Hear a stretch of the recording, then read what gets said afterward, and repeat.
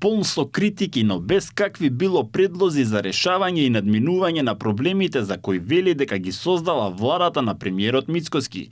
Председателот на СДСМ Венко Филипче по повод 2 години од владењето на коалицијата предводена од ВМРО ДПМН ги броеше слабостите во работењето на владата. Според Филипче, ВМРО ДПМН им ветувала европска иднина на граѓаните, а им донела само изолација. Паричниците и фрижидерите на граѓаните сега биле попразни за разлика од пред 2 години и не биле преземени доволно мерки за младите. Филипче пресмета дека од се што било ветено актуелната влада исполнила само 10%. И после 2 години граѓаните не добија ни повисок стандард, ни поквалитетен живот, ниту подобри услови за живот, ниту пак пофункционални институции. Не ги добија ветувањата на Мицкоски и ВМРО пред изборите.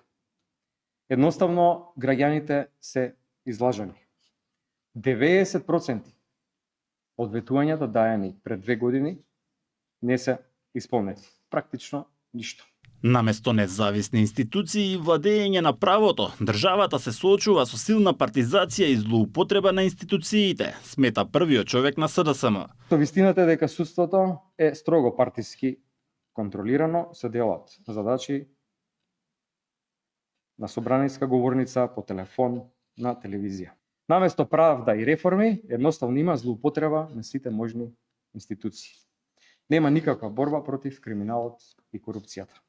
Од владеачката партија одговорија дека за неполни 2 години владата предводена од ВМРО ДПМН реализирала бројни проекти и политики што придонеле за повисок економски раст, инфраструктурен развој и подобар животен стандард.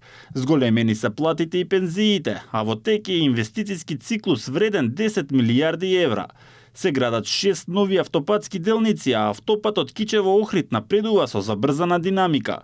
Пуштена е во употреба и новата болница во Струмица. Во образованието учебниците се обезбедени на време, а некако во времето на СДСМ и ДУИ, кога учениците учеа од скрипти.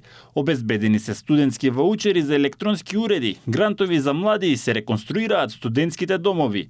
Во земјоделството се исплатени околу 15 милијарди денари субвенции, а за речиси 2 години се реализирани над 2000 проекти.